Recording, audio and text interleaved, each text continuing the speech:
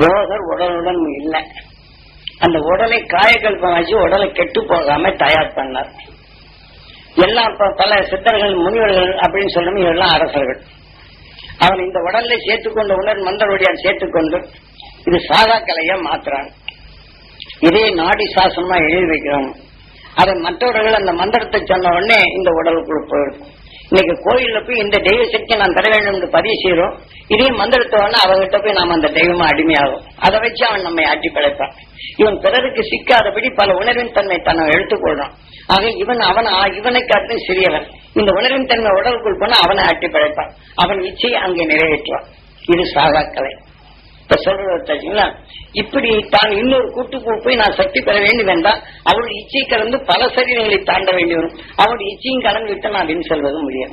அதனால இந்த உடல் கெட்டு போகாதபடி இது காயக்கல்பமாச்சு இந்த உணர்வின் தன்மை தான் எங்கே செல்கிறது மாற்றி அமைத்து இந்த கூட்டுக்குள் வந்துடுறது.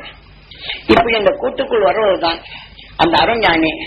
அதை இன்னைக்கு அப்பெல்லாம் சொல்லி இருக்கிறாங்கல்ல, அதாவது நட்சத்திரங்கள் இயக்க சக்தியை நட்சத்திரங்கள் இருந்தா அதுல இருந்து வரக்கூடிய ஒளிக்குது. இது யாரு பிறகு ஆனா வியாசர் கண்டு கொடுக்கும் போது நட்சத்திரங்களுடைய இயக்கங்களை கண்டு அந்த உணர்வின் தன்மை என்று ஆரம்பமாக்கினான் ஒளியின் தன்மை கொண்டு. இதே போல நட்சத்திரத்தின் இயக்கத்தால் விளைந்த வைரக்கல்கள் எடுக்கின்றான். அதே சமயத்தில் மற்ற கோள்கள் எடுத்து நவ கோள்கள் அது தனித்து இருக்கும் உணர்வை நுகர்கின்றான். இது நவக்கோளுடைய நிறைய தான் நவ பாசானம் என்பது. ஒவ்வொரு கோளுக்கும் ஒவ்வொரு விஷத்தன்மை உண்டு. ஆக 27 நட்சத்திரங்களை நிலையை இணைத்து சூரியனில் வரக்கூடிய பாதரசம் அந்த பாதரசத்தை தனித்து பிரித்து அதை தனக்குள் எடுக்கின்றன. இந்த பாதரசத்தை உருவாக்கி இதையெல்லாம் ஒரு உருவாக்குறார். இப்ப மனிதன் 6வது அறிவு போல இந்த மனிதன் உருவான நிலையில் 27 நட்சத்திரங்களையும் நவக்கோளின் சக்தியும் இந்த பாதரசத்தையும் சேர்க்கின்றான்.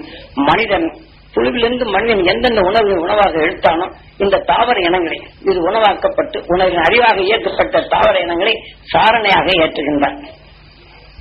இப்படி பல காடு மேடெல்லாம் அணைத்து அந்த உணவின் தன்மை சாரணையாக்கி இதுல மனிதன் நாம் எப்படி உணவாக உட்கொள்ளும் போதும் இந்த விஷத்தின் தன்மை மலமாக மாற்றுகின்றதும் இதே போல சிலையை உருவாக்கி நம் வாழ்க்கை தீமை நிலையில் நுகர்ந்தாலும் அந்த சிலை மீது சொட்டு தண்ணி விட்ட பின் அதிலிருந்து ஆவி களம் நம் கண் கருவழி சிலையை பார்க்கின்றது. கண்ணுடைய சேர்ந்த காந்த பொருள் அது நுகர்கின்றது. நமக்குள் அறியாத தீமையை பகமை உணர்வுகளை அழிக்கின்றது. இது பழனி கோயிலின் தத்துவம். எண்ணெய் சீரான் சந்தனத்தை போடணும் அதை வேர்க்கும். அந்த வேரியின் தன்மை இது அடக்கப்பட்ட பின் வேர்த்த பின் இது அந்த சந்தன எடுத்து தின்ன இதுல இருந்து மருந்துகளை கலந்து விட்டு காசு சம்பாதிக்க ஆரம்பிச்சாங்க. அதனை காணாத சுரண்டியே கொடுக்க ஆரம்பிச்சாங்க வைத்தியர்களுக்கு. இப்படி அப்ப இவனை காலை சுரண்டும் போது இவனை முருகனுக்கு சக்தி இருந்தா கேட்டுக்கணும் இல்லைங்க. சிலையிலே சுரண்டி சுரண்டி சாப்பிடுங்க. இந்த முருகன் யாரு? இந்த 6வது அறிவு கொண்டன் உருவாக்கும் நிலையில் பிரம்மம்.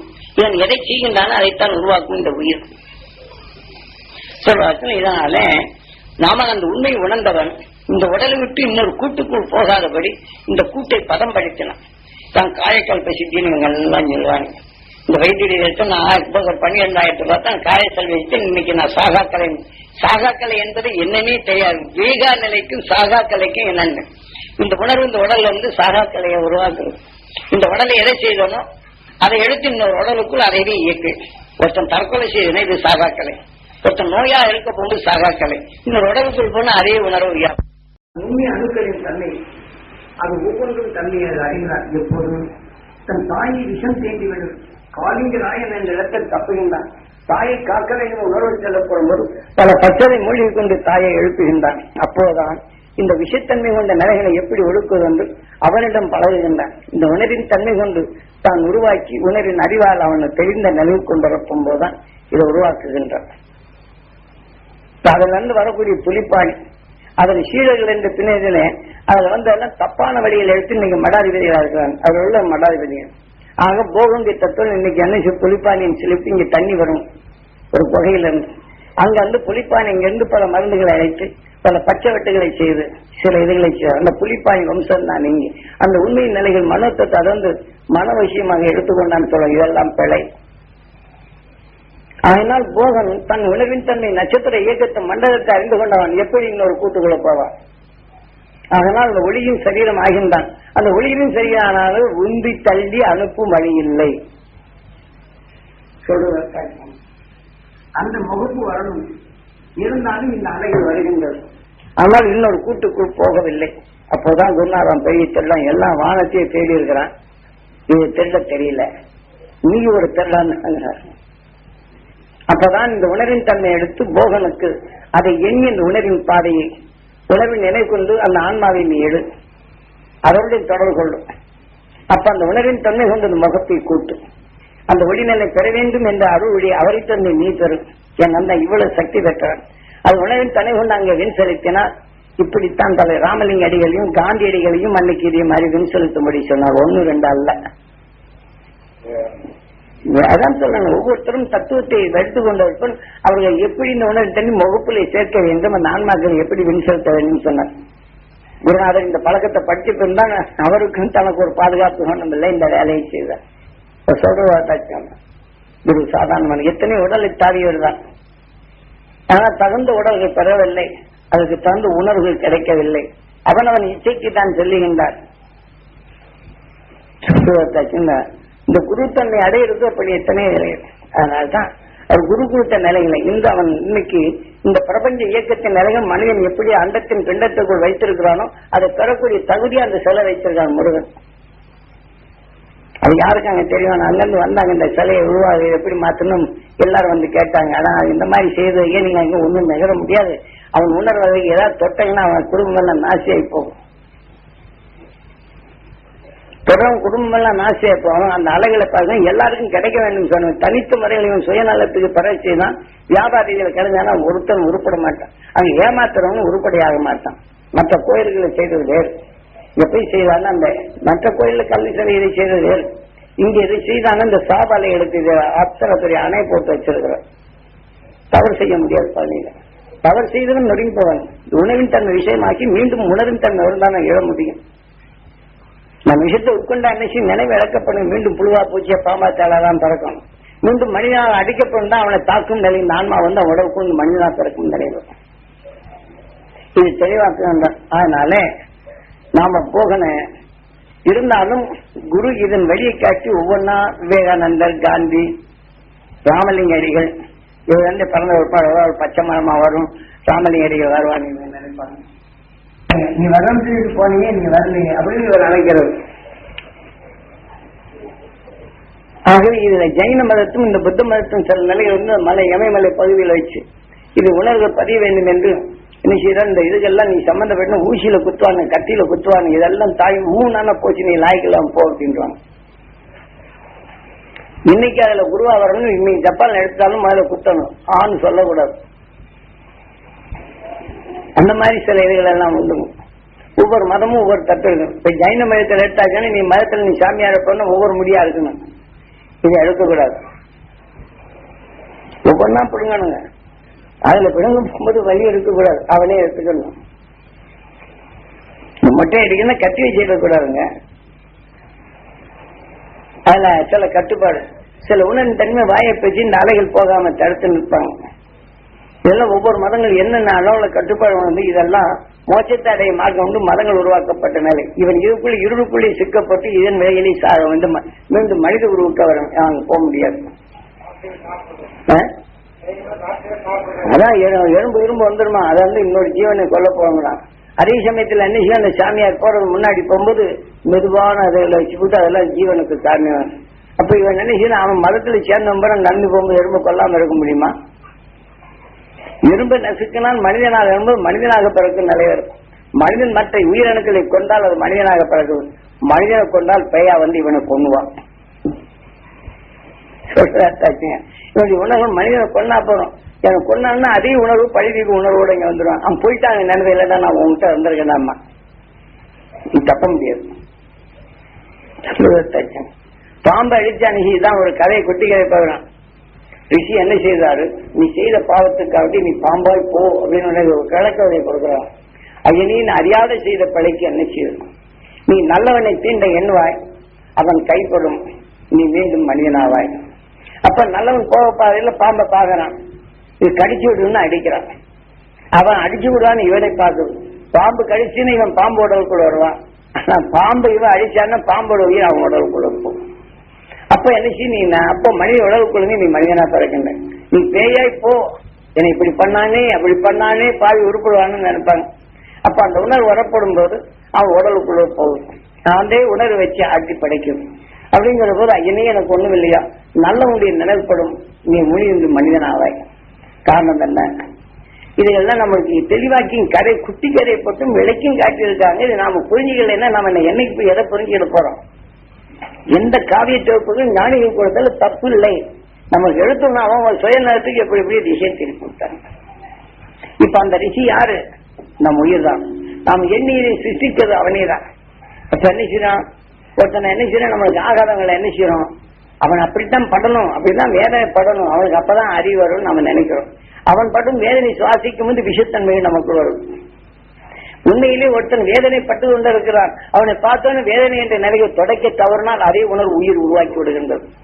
ஆகினால் இந்த எத்தனையோ கோடி நிலைகளை கடந்து இன்னைக்கு மனிதனாகி விஷத்தை நீக்கும் ஆற்றல் பெற்ற நிலையை பெற்றவன் இதை செய்ய தவறினால் அதன்படி நான் வளர்த்தேன், எனக்கு அது சாபம் அடைகின்றது உயிர். தெளிவா காட்டுறாங்க, ரிஷி என்பது உயிர். அதான் இந்த சாபம் அடையும். நீ பாம்பாய் போ. எனக்கு ஆகாரனை பார்த்தா அவனுக்கு அப்படிதான் கஷ்டப்படுறதுன்னு ரசிக்கிறான், சாப்பிடுறான். இப்ப இந்த உணர்வின் தன்மை எடுத்துக்கொண்டால் பிறந்த ஒரு என்ன செய்யறோம்? இதை ரசித்து ஆனாலும் இந்த விஷயத்தின் தன்மை தனக்குள்ள வரும். பாம்பு என்ன செய்து விஷத்தை கொட்டி அதை ரசித்து உணவாக உட்கொள்ளும். நவீனி பாம்பாய் போ. ஒருத்தனை எப்படி என்னை பரிதிக்கும் உணர்வோடு அவனை பேயா என்ன செய்ய அவனுக்கு இப்படித்தான் இருக்க வேண்டிய அழைத்துக் கொள்ள வேண்டும் என்று எண்ணுகின்றாய். அவன் மீண்டும் பேயாக வருகின்றான். அந்த உணர்வின் தன்மையான பேயா வருகின்றான். அப்ப அந்த உணர்வின் தன்மை நல்லவன். இப்ப நீங்க எல்லாம் தியானம் இருக்கிறீங்க, மகிழ்ச்சி அது சக்தி வேணும். இந்த நிழல்பட்டா அந்த உணர்வு ஆகும். இப்ப எந்த உடலால் இந்த வகை ஆவிய இருந்தால் அந்த மகிழ்ச்சியின் அது சக்தி நான் பெறணும், என் உடல் உள்ள ஜீவ அணுக்கள் பெறணும், என் உடல் உள்ள இந்த ஜீவ ஆன்மா பெற வேண்டும். ஜீவ ஆன்மாங்கிறது இன்னொரு ஆன்மா, அது பெற வேண்டும் என்பது ரத்தத்தோட இருக்கு. இந்த உணர்வு சுவாசித்து ரத்தத்துக்குள் கலக்கிறோம், அதை பலவீனப்படுத்துறோம். அந்த அருஞானி உணர்வை வளர்க்கிறோம், அதுவும் சக்தி சேர்ந்து அதை இழுக்க தொடங்கிவிட்டால் நமக்குள் தீமையின் நிலைகள் மாற்றும் சொல்றது. அதான் ஜீவான்மா அப்படின்னு சொல்றோம். அப்போ நல்லவன் நிழல்பட்டால் இந்த உணர்வின் தன்மை ஆன பின் உணர்வின் தன்மை இங்க மனிதனாக பிறக்கும், தகுதி பெறும். ஆனா இது ஓட்டிருக்கேன் பேயன்னா முடியாது. இன்னொரு ஆவின் வலிமை கொண்டு இதை அடக்க முடியும். அப்புறம் கொஞ்ச நாள் போச்சுன்னா இது நானும் வந்துட்டேன் அண்ணன் அப்படின்னு சொல்லிட்டு சாயத்தை கட்டிக்கிட்டே இருப்பாங்க, போகாது. அதிகமா கடைசியில் ரெண்டு சண்டை போடும்போது கை கால் குடைச்சல் தாயிரம் தாய்ச்சை கட்டியிருப்பாங்க, குடைச்சல் இருக்கும். இதுகள் எல்லாம் நம்ம காவியங்கள் தெளிவாக்கப்பட்டுள்ளது. மனிதன் வாழ வைத்து கொடுத்திருக்கிறார், சாஸ்திரங்கள் சட்டமாக்கப்பட்டிருக்கு. அது உணரின் தன்மை நாம் எப்படி பெருக்க வேண்டும் என்பதுதான் நான் சொல்றேன். ஏன்னா இதெல்லாம் நீங்க இன்னைக்கு கேள்வி பதில் வச்சது, இதெல்லாம் நீங்க எப்போது நம்ம தெரிந்து கொள்வதற்குத்தான் கேள்வி பதில் வைத்து இந்த உணர்வின் தன்மை தெளிவாக்கிட்டால் உங்க வாழ்க்கையில் வரும் இடையூறுகளை எப்படி தப்பிக்க வேண்டும். ஒவ்வொரு நொடியிலும் குறைகளை கண்டால், கோபிப்பது கண்டால், வேதனைப்படுவது கண்டால், ஈஸ்வரா அவரிடம் முதல எண்ணத்தை செலுத்துது. அந்த மகிழ்ச்சியின் சக்தி பெற வேண்டும், என்னோட முழுது படணும் என் ஜீவாத்மா படம். அதை வலுவாக்காதபடிதான் வாரி என்ன செய்யலாம். இப்ப நம்ம நோயாளியை பார்க்கணும், கோபப்படுறவங்களை பார்க்கணும், வேதனைப்படுற அந்த உணர்வு வரப்படும் சூரியனுடைய காந்த சக்தி கவரும். அப்ப சீதா ராமனாக மாறும். அந்த சுவைக்கொப்ப அந்த சீதா லட்சுமியா மாறும். அந்த வேதனைப்படுவரை நாம் நுகர்ந்தறிந்தால் சீதா ராமன் அந்த வேதனைப்படும் எண்ணங்களை நமக்குள் உருவாக்குகின்றது. ஆனால் வேதனைப்படும் எண்ணங்கள் இருக்கும்போது இது வாலியாகி வருகிறது. நம் எண்ணங்கள் சோர்வடையும். வாலி எவரை பார்த்தாலும் அவன் வலிமையை சரிபகுதி பெற்றுவிடும். நீ உயர்ந்த குணம் கொண்டு வேதனைப்படுவர் பார்க்குறீங்க, அந்த உணர்வு போனவொடனே சீதா லட்சுமியா மாறு. அது நுகர்ந்த போய் சீதா ராமா அந்த எண்ணங்கள் அணிச்சி வாலியாயிட்டு உங்க வலுவை இழக்கப்படுது. அப்ப இதை எப்படி மாற்றணும்? இதையெல்லாம் வென்றவன் துருவ மகரிஷி. சுக்ரீவன் துணை கொண்டு ராமன் அதே உணர்வு வரப்படும் போது சீதா ராமா அந்த சுக்ரீவன் துணை வாழ்ந்த துருவ நட்சத்திரத்தின் உணர்வுகள் நான் பெற வேண்டும், என் உடல் முழுதும் பலர வேண்டும், என் ஜீவாத்மா பெற வேண்டுங்கிற போது இந்த விஷத்தின் தன்மை ஒடுக்க இதை அந்த ராமன் வாலியை சுக்ரீவன் தன்னை கொண்டு அடைக்கினான். ஆனா யாரு? வாலியோட சகோதரன் தான் சுக்ரீவன். அவன் இளையவன், இவன் மூத்தவன். நாம் புழுவிலிருந்து விஷத்தின் வலுவு கொண்டுதான் நாம் வளர்ந்தோம். ஆக மனிதனான பின் இந்த விஷயத்தின் தன்மை ஒடுக்கும் மார்க்கங்களை தெளிவாக கொடுத்திருக்கிறோம். அதையாவது நம்ம கதையில சொல்லியிருக்கான ராமாயணம் எதனால தெரிஞ்சுக்கணும் இல்ல? ராமாயணத்தை தெரிஞ்சுக்கிட்ட ராமன் கடவுள் என்றால் அவன் எப்படி எண்ணங்கள் நமக்குள் கடவுளாகின்றது. எதன் உணர்வு நமக்குள் எண்ணங்களாக தோன்றும் அதுவே கடவுளா வந்து நம்ம இயக்குகின்றது. ஆனால் ராமன் தனித்து ஒரு கடவுள் இல்லை. நம்முடைய எண்ணங்கள் தான் கடவுள் என்ற நிலையில் நம் உள் நின்று அதை இயக்குகின்றது. நம் எண்ணத்தின் நிலையை உருவாக்குவது ஈசனா என்று உருவாக்குவது நம்ம உயிரே. அந்த உணர்வின் எண்ணங்கள் வரப்போது உள் நின்று அதன் சக்தியாக நம்ம இயக்குகின்றது. அதன் குணத்தை சக்தி என்றும் உறைந்த இடத்தை சிவம் என்றும் சிவத்துக்குள் இருந்து கடவுள் என்று உள் நின்று நம்மை இயக்குகிறான் என்றும் அதன் மீண்டும் எண்ணப்படும் போது அதன் வழிகொண்டு குருவாக நம்மை இயக்குகிறான் என்ற நிலையை சொல்லுகின்றோம். இவ்வளவு தெளிவாக நம்ம காவியங்கள் கொடுத்திருக்கின்றதே, நாம் அது கொஞ்சமா சிந்திக்கிறோமா? இதே போலதான் சில பிரிவோட ஆவியுடைய நிறைகள் ஆகிட்டால் இந்த ஆட்டங்கள் பாடுவதும் பாட்டங்கள் பாடுவதும் அந்தந்த ஒரு சமயம் ஒரு எதிர்க்கம் இருக்க போகும்போதுதான் நான் எதுக்கு போயிருந்தேன். அதான் டெல்லிக்கு, அதாவது திருநெல்வேலி இசைக்கு அங்க எழுதி போட்டு அங்கிருந்து எங்களை வர சொல்லியிருந்தோம். அப்புறம் அங்கிருந்து போயிருந்தோம். அப்ப அங்கிருந்து போயிருக்கும்போது மதங்கள் கலாச்சாரங்களை பற்றி ஒவ்வொருத்தரும் எடுத்துக்கணும். இந்த ரஜினி இதை பார்த்தோம்னா அவங்க எல்லாம் இது பண்ணி பார்த்தோம்னா உடனே சொல்ல ஆரம்பிச்சோம்னா அவன் பாட்டுக்கு ஆட்ட ஆடையும் மேல இருக்க துணி எல்லாம் போது கீழே விழுதுங்க. இது பக்தி மார்க்கங்களே இது தன்னை அறியாது சொர்க்கம் போகும் மார்க்கங்கள்ங்கிறாங்க. அவ்வளவு பெரிய ஸ்டேஜ் எல்லாம் அதை ஒவ்வொருத்தரும் ஒவ்வொரு நாட்டில இருந்து ஒவ்வொன்றும் சொல்லிட்டு இருக்காங்க. கடவுளின் தன்மை நாம் அடைய வேண்டும் என்றால் இந்த தொகுப்புகள் ஒரு கண்ணாடி பெட்டுக்குள்ள நினைச்சுதான் மூச்சில் இருக்கு. இது கும்பா, அதாவது அதுக்கு பேரு குண்டலி யோகா என்ற சொல்லி இவன் உள்ளுக்கு அடைக்க வச்சு நான் எத்தனை நாள் வேணாலும் பசி இல்லாமல் இருப்பேன். ஆக நான் மூச்சினை எதிர்பார்த்து உள்ளதுன்னு கண்ணாடி பெட்டில் அடைக்கிறேன். இந்த காற்றே இல்லாதபடி இதுக்குள்ள இருந்து எனக்கு பிராணயத்தை எடுத்து உருவாக்கி கொள்வேன். 3 நாள் அடைக்க வச்சிருக்கிறேன். இன்னொரு சாமியாரு தன் உணவின் தன்னை எடுத்து இந்த குழுல சட்டை இல்லைங்க, நானும் சட்டை இல்லாமதான் உட்கார்ந்தேன். அப்படி சட்டை இல்லாத குளிர்காலம் மார்கழி மாசம் நல்ல குளிர், அங்க எல்லாம் கிடுகிடுன்னு வெளியில போனாலே நடுங்க. நானும் சட்டை கழிட்டு நம்ம குருநாள் சொன்னேன், ஏன்னா பனிப்பானையில வந்திருக்காங்க, நான் சட்டை இல்லாதபடி பேசாம உட்கார்ந்து அவரை மாதிரி அவர் துண்டு போத்திட்டு நான் அந்த துண்டு கூட போட்டு நான் பேசாம உட்கார்ந்தேன். அந்த உட்கார்ந்து சொல்லி இருந்தோடனே அப்புறம் நாம செக்ரட்டரியில அங்க நம்ம தமிழ் மொழிபெயர்ப்பு செய்வ இங்கிலீஷ்ல நம்ம சொன்னது வீட்டுல போய் எல்லாரும் சொல்லிட்டு வந்தாச்சு. எல்லாம் பேசினா இங்க கடைசியில எல்லாத்துக்கும் 10 நிமிஷம் 10 நிமிஷம் கூட ஜாஸ்திங்க, 5 நிமிஷம் தான் பேச விட்டாங்க. பாக்கி இந்த இதுகளை வந்து சமாதி இருக்கிறவங்க இவங்களுக்கு மட்டும் கூட கொஞ்ச நேரம் ஒரு 1/2 மணி நேரம் டயத்தை கொடுத்தாங்க. அவங்க முக்கிய பாலகராக வச்சிருக்காங்க. அதே சமயத்துல இவங்க இந்த ரஜினி சனிஷன் டேப் ரெக்கார்டு புத்தகங்கள் எல்லாம் வச்சுட்டு அவங்க பாட்டு வெளிநாட்டுல இருந்து நிறைய பேர் வந்திருக்காங்க. இது வியாபாரம் நிறைய இருக்கு. அவங்க பாட்டுக்கு ஆடுறாங்க, பெரிய பெரிய ஆபீசரா இருக்கிறாங்க, பார்த்தோம்னா ஆடுறாங்க, துணி மேல இருக்கிறது இப்படி ஆடுறாங்க. இது ஒரு கலை. ஆகவே தன்னை மறந்து எவர் இருக்கிறாரோ ஆண்டவன் அடைய முடியும், இவருடைய நம்பிக்கை. அதைதான் இப்ப கல்கியில செய்துட்டு இருக்கிறாங்க. ஆவின் உடல் வந்தாச்சுன்னு ஆடுறாங்கன்னு அதனுடைய உடல் பார்த்தீங்கன்னா இந்த ஆவியை தொடரும். இவன் எதை அடைய போயிடறான்னு எனக்கு ஒன்றும் புரியல. கல்கி வந்து விட்டாங்க, எங்க இருக்கிறாங்க நம்ம உயிர் கல்கி ஆகும்போது இதை வென்று இந்த வகை தீமையை வென்று அங்கே செல்வதற்கான், அங்கே அந்த தீமைகளை வீழ்த்தி வைத்து தீமையற்ற உலகை அடைவதுதான் கல்கி. இந்த உயிர் கல்கி யாருன்னே தெரியாதபடி கல்கி பறந்து விட்டாராங்க. எங்க பிறகுறாரு? அவதரித்து விட்டாரு. அவதரித்தான் பறந்து விட்டான் தான் அவதரித்து விட்டாங்க. சரி, அது அவதார புருஷன். அந்த மாதிரி இப்பதான் செய்துட்டு இருக்கும்போது நான் இவர்கிட்ட சொல்லிட்டு இவங்களுக்கு என்ன செய்தாங்க, கூட 10 நிமிஷம் ஆயிப்போச்சு. ஒரு டல் ஆயிடுச்சுன்னு அவங்கள அடையிட்டாங்க. அப்புறம் இவங்க இந்த இதுல வந்து அந்த கடைசி நேரத்துல எனக்கு வாய்ப்பு இந்த சமாதி அடைஞ்சவங்க இங்க வர்றது.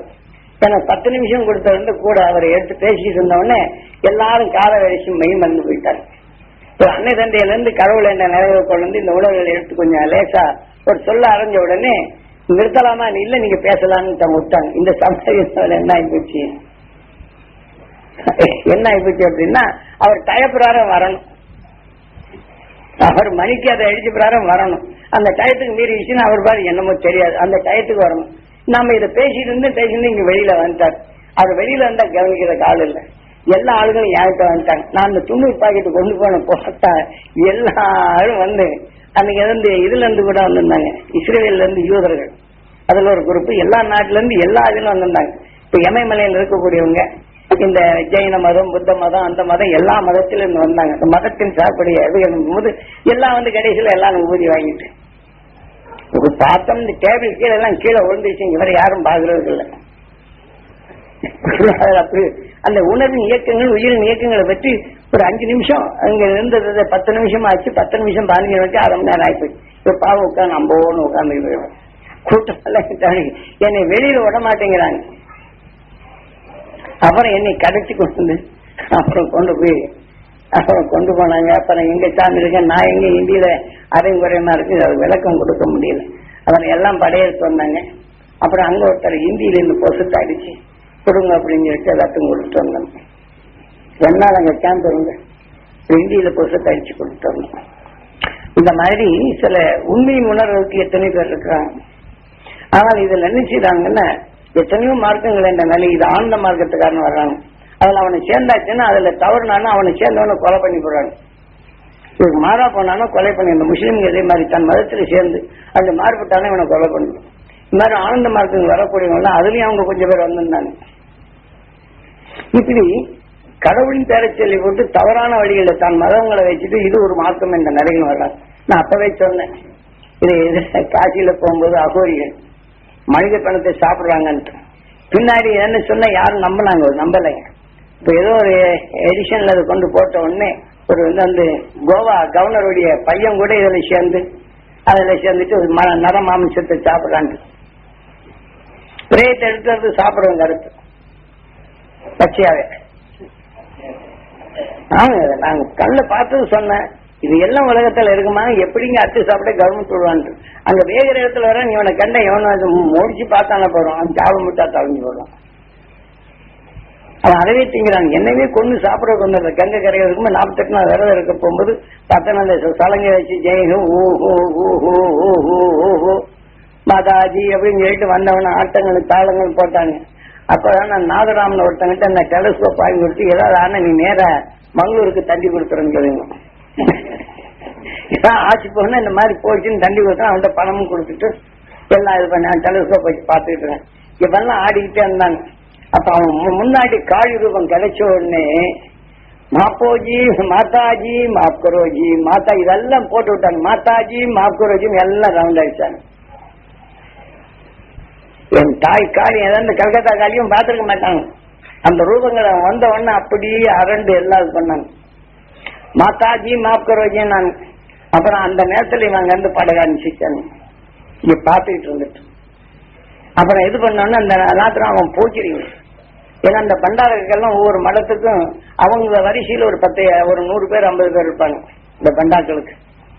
ஆனா இந்த மடத்துக்கு வரவங்க ஏதாவது அடுத்த பண்டாக்கள் ஏதாவது செய்யலாம் இவன் அங்க போவாங்க. இப்ப இந்த போக்கிரிக்கு வாழக்கூடிய இடங்க காட்சி ஏமாந்து இங்க இருந்து இந்த படகுல நீங்க போனீங்க உடனே ஒருத்தன் துப்பாக்கி எடுத்துருவாங்க. நகையோட போறான்னு தாய் பண்ண உள்ளுக்கு போகும்போது அவ இது சுடு தூம்னு அடிப்பாங்க. ஒவ்வொருத்தரும் நினைச்சுவாங்க இதுல குறிப்பாங்க. எதுல இந்த கங்கையில குறிப்பாங்க. குதிச்சவன் நினைச்சுவாங்க இவங்க படகு கமிச்சிருவாங்க. உள்ளுக்கு போயிடுவாங்க. உள்ளுக்கு போனவன அப்படியே நினைச்சுவாங்க உள்ளுக்கு தண்ணிக்குள்ளே எடுத்துட்டு ஒழுங்கு நகையை எடுத்துட்டு போயிடுவாங்க. காசியில இப்படி எல்லாம் நல்ல காரியங்கள் நடக்கும். புனித நீர் ஆகும். இதே சமயத்துல ஆந்திரா வந்து ஒருத்தர் 2 பஸ்ல வந்தாங்க. நான் எண்ணியத்தோட வச்சுட்டேன்னா அப்படின்னு சொல்லிவிட்டு நம்ம அந்த பக்கத்துல ஆந்திரா மடம் இருக்குது. அதுல தங்கிக்கிட்டு எல்லாத்தையும் இது பண்ணிட்டு அங்க வந்து ஒரு வழி ஒரு டூரிஸ்ட் கேம்ப் வச்சு நடத்துறோம். இது வந்து இங்க வந்து நான் பேசிட்டு இருக்கிறாங்க. பேசிட்டு இருக்கும்போது என்ன செய்யலாம் அங்க வண்டி மேல இருக்குங்க. அப்ப போலீஸ் ஸ்ட்ரைக்குங்க. அவன் வண்டி மேல ஏறி என்ன அவங்க பொண்ணத்தெல்லாம் அவன் தூக்கி போறாங்க. போலீஸ்காரங்க தூக்கி நிறுத்தாங்க. அங்க அந்த மிலிட்டரி ராணுவத்துக்காரன் அவன் ஒண்ணுமே செய்யலைங்க. என் போராட்டம் காட்டி கொண்டு போயிட்டான். சுடிண்டி அன்னி சாமான எடுத்து போயண்டி அப்படின்னு சொல்லிட்டு வர்றாங்க. ஒன்றும் செய்ய முடியல. இவன் என்ன செய்யிட்டாங்க வேற வழியில் அங்க இருக்கிற பட்டணத்துல எல்லாம் அலறிட்டு வர்றாங்க. 2 பஸ்ல இருக்கு ஞாபகம் கொண்டு போயிட்டாங்க. அதே நேரத்துல இருந்து பம்பாயில இருந்து பிராமணால் அங்க வந்து அனுமான் காட்டுருங்க. அங்க நகை நெட்டோட வந்து ஜம்முன்னு இறங்கினாங்க. அங்க போனோடனே சாரா டான்சர் நிகாலோ அப்படின்னு சொல்லி இதை எடுத்து ஆட்டுக்கிட்டாங்க. நிகால நகை கூட கட்டிட்டு பேசாம அவனுக்கு ஹிந்தி தெரியும் காட்டி கொடுத்தாங்க. பேசாம போயிட்டாங்க. இவன் இங்கிருந்து போனோன்னு அந்த அனுமான் கேட்டது போறாமே தமிழ்நாட்டுக்காரை சேர்ந்தவங்க பெரும்பகுதி தமிழ்நாடு. இது வந்து இதுல கோகர்ணத்தை சேர்ந்தவங்க ஒரு குரூப்பா இருக்கிறாங்க. இவங்க எல்லாம் தட்டி கிட்டி தூக்கிட்டு ஓடுறாங்க. இவங்களும் இந்த பண்டாக்கள் இது மாதிரி செய்யறாங்க இந்த மாதிரி செய்யறாங்க. இவங்க தட்டி தூக்கிட்டு ஒரே கலாட்டாங்க. அந்த சமயத்துல இந்த ரகசியம் அறியறதுக்காக 48 நாள் அங்க இருக்க சொன்னது. இங்க எப்படி இருக்கு காசி விஸ்வநாதன் என்னெல்லாம் செய்யறான் பாரு, என்னென்ன பாவத்தெல்லாம் போகிறான் பாரு, எப்படி பாவத்தை போகிறான். இங்க வந்து நீங்க ஒரு அங்க போனீங்கன்னா அவன் நினைச்சபடி அதுல கொண்டு போய் ஏதாவது செய்யலைன்னா அடுத்தவங்க நீங்க தண்ணியில தான் மறைக்கணும். கங்கையில கொண்டு இழுத்து விட்டுருவாங்க. அந்த மாதிரி சில செயல்கள் எல்லாம் செய்துட்டு இருக்க போகும்போது பாத்துக்கணும். இது மாதிரி ஆயிப்போயிருந்தது அப்படின்னு அப்புறம் கடைசியில வருத்தப்பட்டாங்க. இவங்கிட்ட ஒரு சொச்ச காசை கொண்டு போனோன்னு இவன் என்ன செய்யிட்டாங்க. அடுத்தபடி போலீஸ் ஸ்டேஷன் போற மாதிரி இவனை மறிச்சு இந்த உள்ளுக்கு இருந்து உள்ளுக்கு எடுத்து காசை வாங்கிட்டு இவனை கொண்டு போய் அழிச்சு உள்ளுக்கு தண்ணியிலே தள்ளி விட்டாங்க. அடிச்சு க்ளோஸ் பண்ணி அந்த தண்ணி போயாச்சுன்னா யார் அடிச்சாங்க எவர் அடிச்சாங்க கேள்வி இல்லைங்க. பார்த்தோம்னா காலையில கங்கை கரையில பார்த்தோம்னா தலை கை காலு முண்டமெல்லாம் நாய் எழுத்து போட்டு தின்னுகிட்டு இருக்கும். அவ்வளவு மோசமான இடம். இந்த காசியுடைய நிலைகளை முதல்ல தெரிஞ்சுக்கிறதுக்கு நான் போய் இறங்கி அந்த எல்லாத்தையும் இப்படி பார்த்துட்டோம். ஏன்னா நீர் சமாதி அங்க கொண்டு வர்றவங்க எல்லாம் நீர் சமாதி வைக்கிறவங்க அது ஒவ்வொரு சுடுகாட்டிலும் இது வேகிறத இந்த நீர் சமாதி வச்சுன்னு எவன் எடுக்க மாட்டாங்கன்னு நீர் சமாதி வச்சிடுறது. இது ஒவ்வொரு இதுலையும் இந்த பாவத்தை போக்குறதுக்காக வேண்டி அந்த காட்டு கேதார் காட்டு நான் இறந்த அர்ச்சந்திர காட்டுன்னு ஒவ்வொரு காட்டுக்கும் சுடுகாடு இது மாதிரி அந்த காட்டுல வச்சு எரிப்பாங்க. அதை எரிச்சு வந்து வேகும்போது இந்த அகோரியம் வந்துடுவாங்க. அது நல்ல சரீரமா இருந்தது அப்படின்னா உடனே நிறுத்த அப்படின்வாங்க. அதாவது சரீரம் வெந்திருந்ததை ஈரல எடுத்துட்டு வருவாங்க. அது அமாவாசை அன்னைக்கு இந்த வேடிக்கை நடக்கும். அப்படி முழுசாங்க வந்து உடனே சலோ சல அப்படின்னு பாட்டு விலைக்கு போடுவாங்க. அதுக்கெல்லாம் ஒவ்வொரு ராஜாங்க அந்த காட்டுக்கு அவன்கிட்ட கப்பம் கட்டிட்டு அங்க இறக்கணும். அன்னைக்கு அர்ஜுனன் எப்படி கம்பு இருந்தாலும் அதிகமாக இருப்பாங்க. இதெல்லாம் அந்த வேடிக்கையெல்லாம் பார்த்து போட்டான். அதை எடுத்த சரீரத்தை எடுத்துட்டு போவாங்க. அவன் அதுக்குன்னு இந்த ரூம்ல வைப்பாங்க. நெத்தியில சூழத்தை வச்சு ஜபத்தை பண்ணுவாங்க. இந்த சரீரம் நகரும் நகர ஆரம்பிச்சேன்னு அறுப்பாங்க. பச்சையாவே தின்னாங்க. சூழத்தை வச்சு இந்த ஆண்டவனுக்காக அர்ப்பணிக்கிறது. அதை ஜபத்தை பண்ணவனே இதை நகண்டு போகும்போது பயன்தானே இவனை அவுட்டு. இப்படி புதுசா போறான் அவங்க கூட போய் தப்பி வந்தானே அவனை கொண்டு சாப்பிட்டு போடுவானு. அவங்க ஏதாவது ஏமாந்தானே இவனை அவன் சாப்பிட்டு போடணும். ஏன்னா ஆண்டவன் அடைவன் தானே. ஆக இந்த உடலை அவனுக்கு இந்த உடலுக்கு கொடுத்தாலும் இந்த உயிர் ஆண்டவன்கிட்ட போய் சேரு. அதனால பயப்படாம இதை செய் அப்படின்னு அப்படி ஒரு தத்துவத்தை வச்சிருக்கிறான். ஆண்டவன் அடையணும்னா இதே மாதிரி அவன் மலத்தை கூட விடுறதில்லை. அந்த மலத்தை அப்படி அந்த எதில் உறுப்புகள் அத்தனையுமே சாப்பிடறாங்க. ஏன்னா ஆண்டவனுக்காக இந்த உடலின் தன்மை ஆகும்போது ஆண்டவன் அடையக்கூடியவன் எதுவுமே கழிவில்லாத சாப்பிட்டான். அதனால இவன் எல்லாத்தையும் வெறுக்கா. ஆக அவனோட ஐக்கியமாகின்றான். இப்படி ஒரு தத்துவம் நீ சொன்ன யாரும் அன்னைக்கு நம்பலைங்க. எடுத்துட்டு நம்ம கேட்பீங்கதான் சாமி நீங்க அன்னைக்கு சொன்னீங்க நீங்க நம்மளோட டூப்புறீங்க நினைச்சும் பேப்பர்லயே வந்து புஸ்தகத்திலேயே வந்திருக்குங்க அப்படிங்க. நான் பல வருஷம் கழிச்சுங்க நான் சொல்லி ஜிஆரு இவங்கெல்லாம் அங்க இந்த இதுக்கு வர போகும்போது இந்த உலக இதை பற்றி சொன்னாங்க. சரியான கப்சா வருவாரியா சாமி அப்படின்னு கேட்டு போட்டாரு. கப்சா சார் அப்படின்னாரு. அப்புறம் அன்னைக்கு இதை தூக்கிட்டு வந்து அப்புறம் ஒவ்வொன்னா இது பண்ணி போட்டு வந்துதான் அவர் இதை சொல்றாரு. எதை இதை புசத்தை எடுத்து நீங்க அன்னைக்கு சொன்னீங்க சாமி நான் உங்களுக்கு கப்சான்னு சொன்னேன் தூப்புறீங்கன்னு சொன்னேன். இப்ப நிஜமாவே நடக்குது எங்க மன்னிச்சுங்க சாமின்னு சொன்னேன். சில இதுகளுங்க அது நடக்கக்கூடிய நிகழ்ச்சிகள் எப்படி நடக்குது உலகம் மதங்கள் எப்படி இயக்குகின்றது. மனிதன் மதத்தின் நிலையில் சாகா கலையாது. மீண்டும் இறந்தான் என்றால் இந்த உடலை எதை செய்யணுமோ மீண்டும் அந்த கலையாக தான் உருவாகும். வேகா நிலை என்று அடைந்தவர் பெற ரிஷிகள். நாம் அதை அடைய வேண்டும். அந்த பக்குவத்தை பெற வேண்டும். சரி இப்ப வேற ஏதாவது கேட்கணும்ல? ஏன்னா இதெல்லாம் நம்ம உலக நிலைய அனுபவத்தை உங்ககிட்ட சொல்லியாச்சு. அந்த ஞானிகள் பெற்ற சில ஒண்ணு ரெண்டு போயிட்டு வந்தோம்னா போயிட்டு வந்துருங்க. இது தியானத்துல உட்கார்ந்துக்கலாம். உபதேசித்த உணர்வுகளுக்கு இன்று நாம் பதிந்திருந்தாலும் நினைவுகொண்டு மீண்டும் விளக்கங்கள் தெரிந்து கொள்ள உதவியா இருக்கும் என்றுதான் எனக்கு கேள்வி பதிலை கொடுத்ததும் மீண்டும் நம்ம வாழ்க்கையில் சில சந்தர்ப்பங்கள் சில குறைகளை காண நேரினும் அதை உங்களால் அகற்றும் அந்த ஞாபக சக்தியும் அந்த ஞானமும் பெற வேண்டும் என்பதற்குத்தான் இதை உங்களுக்கு இன்று பதிவாக்குது. ஆரம்பத்தில் நான் ஆடிட்டு விட்டு அதை தான் சொன்னேன். உபதேசமே சொல்லிட்டு போன நான் சாமி நல்லா சொன்னாருன்னு தான் போயிட்டே இருப்பாங்க. அதை உணர்வின் பொருளாக்கும் தன்மைகள் இழந்து கொண்டேதான் இருப்பாங்க. அதனால 6 மாசத்துக்கு ஒரு வரும் 3 மாசத்துக்கு வரும் இந்த மாதிரி அந்த உபதேச உணர்வுகளை அது விளக்க உரைகளாக கொடுக்கணும் அப்படிங்கறத முடிவு செய்திருந்து இன்னைக்கு அது ஒரு சந்தர்ப்பம் கிடைச்சது. அதனால இன்னைக்கு கொஞ்சம் கூட்டம் தான் குறைவா இருந்துச்சு. இதெல்லாம் கொஞ்சம் ஆயிரக்கணக்கோருக்கு கொடுக்க வேண்டிய முறைகள். அதனால இதை நானும் சுருக்கி விட்டேன். அதனால அந்த விரிவாக்கங்கள் கொண்டு வருவதற்கும் சில இதுகளை சுருக்கி சொல்வதற்கும் எத்தனையோ இது வித்தியாசம் இருக்கு. அதனால அடுத்த சந்தர்ப்பத்தை நம்ம எதிர்பார்ப்போம். இனி நாம் இன்னொரு பதிவு செய்த உணர்வுகளை மகிழ்ச்சியின் உணர்வுகளை நமக்குள் வளர்ப்போம். அந்த அருள் ஞானத்தை பெறுவதற்கு நம் உணர்வின் அணுக்களில் ஒரு முகப்புகளையும் இந்த அருள் மகிழ்ச்சி உணர்வுகளில் செலுத்துதல் வேண்டும். ஆனால் இந்த நினைவாற்றலை விண்ணிலே உங்களுக்கு செலுத்தப்பட்டு அருள் மகிழ்ச்சி உணர்வின் நுகரும் ஆற்றலை பெறச் செய்வதற்குத்தான் நாம் இப்போது உபதேசமும் அந்த உணர்வும் அருளை உங்களுக்குள் பதிவாக்குவதற்கும் இந்நேரம் உபதேசித்துக் கொடுத்தது. ஏற்கனவே நமக்குள் பதிவு செய்த நிலையை நினைவு கொண்டு உணர்வின் தன்மை மீண்டும் அதை பெறக்கூடிய தகுதியை உருவாக்கிய நிலைகளும் இதுதான். ஆகவே நாம் இப்போது தியானிப்போம். அதாவது ஆன்லை தந்தை எண்ணி அம்மா அப்பா நாம் எத்தகைய குறைகளை காணினும் அடுத்த நிமிடமே மகிழ்ச்சிகளின் சக்தி பெற்று இந்த உணர்வை தூய்மைப்படுத்தி நாம் அந்த மகிழ்ச்சியுடன் அருளுடன் பற்றுடன் பற்றி இந்த வாழ்க்கையில் வரும் தீமைகள் தன்னை பற்றிடாது நாம் இந்த ஆத்மசுத்தி என்ற நிலை ஆயுதத்தை பயன்படுத்தி நம் வாழ்க்கையில் மகிழ்ச்சிகளின் அகட்டத்தில் வாழ்ந்திட வேண்டும் என்று பிரார்த்தித்து இதை நிறைவு செய்கின்றோம்.